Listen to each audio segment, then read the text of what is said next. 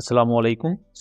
Welcome to एमरात। दोस्तों, currently खबरें कुछ यूँ इमर्ज हो रही हैं कि ब्राज़ीलियन डिफेंस कंपनी सियाद की तरफ से पाकिस्तान की एक प्राइवेट डिफेंस फर्म सोलोनोक्स के साथ एक डिफेंस एग्रीमेंट साइन किया गया है, जिसके कॉन्टेक्स्ट में ब्राज़ील अपने मैनसब सबसोनिक क्रूज मिसाइल के लिए पाकिस्तानी मेड टर्बोजेट इंजन्स को खरीदेगा और ये इंजन्स ब्राज़ील के क्रूज मिसाइल को पावर करेंगे। ये इंजन्स मोस्ट प्रोबेबली पाकिस्तान के फतह 4 क्रूज मिसाइल्स में भी यूज होते हैं और at the same time Brazil Türkiye से उनके टर्बोजेट इंजन्स भी खरीद रहा है जो कि सोम क्रूज मिसाइल में इस्तेमाल होते हैं। डिफेंस एक्सपोर्ट्स की डोमेन में पाकिस्तान के लिए एक बहुत बड़ी कामयाबी है और इसको इवन ब्राज़ीलियन हैंडल्स की तरफ से भी कंफर्म किया गया है। अब दोस्तों, मैं इसकी थोड़ी डिटेल्स आपको बता दूं तो सोलोनोक्स पाकिस्तान की बेसिकली एक प्राइवेट डिफेंस फर्म है जो कि यूएवी और इस तरह के टर्बोजेट इंजन और दूसरी डिफेंस टेक्नोलॉजीज पर काम करती है। इनके बनाए गए टर्बोजेट इंजन जो कि डिजाइन किए गए हैं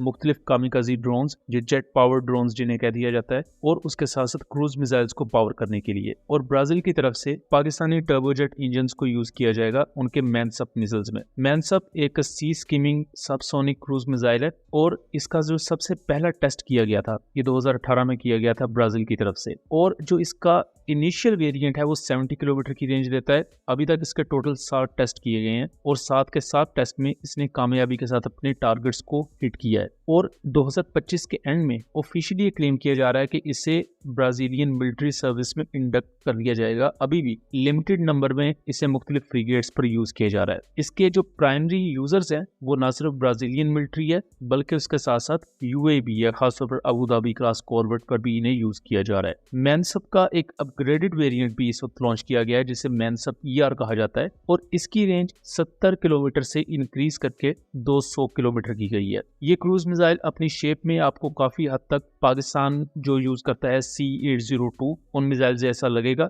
मैनसप मिसाइल के बारे में एक आम चीज बता दूं कि सितंबर 2023 में जो यूनाइटेड अरब एमिरेट्स का एज ग्रुप है उसके साथ ब्राजील ने पार्टनरशिप की थी, जिसके बाद सियाद ग्रुप के 50% जो स्टेक थे वो एज ग्रुप के पास चले गए थे। यानी कि अब हम कह सकते हैं कि ये पर्टिकुलर मिसाइल सिस्टम ब्राजील और यूएई मिलकर बना रहे हैं। फिर अप्रैल 2025 में ब्राजील ने एक मुआहदा साइन किया केएल जेट इंजन के साथ जो कि टर्किश कंपनी है और इनसे वो लेंगे KTG 3200 टर्बोजेट इंजन जो कि तुर्किया के सोम क्रूज मिसाइल्स में भी यूज होते हैं और अब रिसेंट डेवलपमेंट के मुताबिक वो पाकिस्तानी टर्बोजेट इंजन को भी लेंगे। पाकिस्तान की गिड्स की तरफ से भी टर्बोजेट इंजन डेवलप किए जाते हैं और ये प्राइवेट फर्म भी है जो टर्बोजेट इंजन को मैन्युफैक्चर करती है और इसकी जो एस्टिमेटेड थ्रस्ट है वो 2 किलो न्यूटन प्लस स्टेट की जाती है और ये किसी भी किस्म के medium to long range subsonic cruise missile को पावर करने के लिए इनफ है। मैनसप मिसाइल का एक अपग्रेडेड या एक और एक्सटेंडेड रेंज वेरिएंट बनाया जा रहा है जिसका नाम मैस है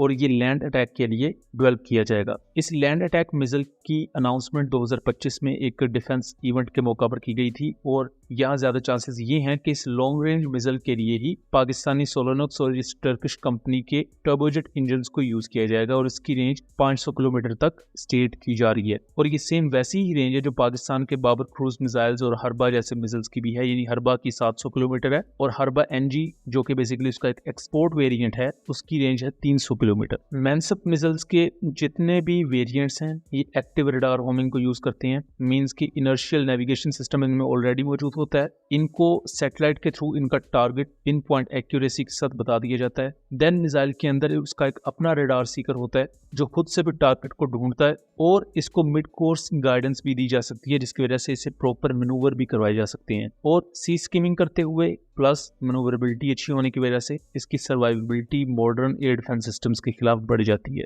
और ये वो सेम तमाम चीजें हैं जो कि पाकिस्तान ने अपने फतह 4 और दूसरे सबसोनिक क्रूज मिसाइल्स में ऐड की हैं और यही वजह है कि हाइपरसोनिक और सुपरसोनिक मिसाइल सिस्टम्स ऑपरेशनल होने के बावजूद भी जो सबसोनिक मिसाइल्स हैं वो आज भी बहुत ही ज्यादा कैपेबल और एक डेटरेंस रखने वाला सिस्टम समझा जाता है और अभी भी वो तमाम मिलिट्री सर्विसेज में एक्टिव ऑपरेशनल ड्यूटीज परफॉर्म कर रहे हैं और फ्यूचर में भी सबसोनिक मिसाइल्स यूज होते रहेंगे। हमने रिसेंटली भी यूक्रेन रशिया वॉर में रशिया को अपने सबसोनिक मिसाइल्स यूज करते हुए देखा है और उनको इंटरसेप्ट भी किया गया, लेकिन उन्होंने मल्टीपल एरियाज पर स्ट्राइक भी की और बहुत से हाई वैल्यू टारगेट्स को डिस्ट्रॉय किया। सेम एज यूक्रेन ने भी अपने फ्लेमिंगो क्रूज मिसाइल्स को यूज किया मल्टीपल हाई वैल्यू टारगेट्स को डिस्ट्रॉय करने के लिए अपने ओपोनेंट कंट्री की। तो पाकिस्तान के जो टर्बोजेट इंजन इस मैनसफ मिसाइल में यूज होंगे फ्यूचर में, ये एक बहुत बड़ी डिफेंस कोऑपरेशन की डोमेन में कामयाबी है जो पाकिस्तान और ब्राजील के दरमियान मुख्तलिफ एवेन्यूज को मजीद आगे बढ़ाएगी। और इसके साथ साथ ये एक इनडायरेक्ट विक्ट्री है चाइनीज डिप्लोमेसी की भी, क्योंकि इस वक्त इंडिया अपने वेपन सिस्टम्स को ब्राजील में पिच कर रहा है और उसके मुकाबले में चाइना ने भी अपने वेपन सिस्टम पिच किए हुए हैं। इस दौरान ब्राजील अगर पाकिस्तान और तुर्किया से टर्बोजेट इंजन खरीद रहा है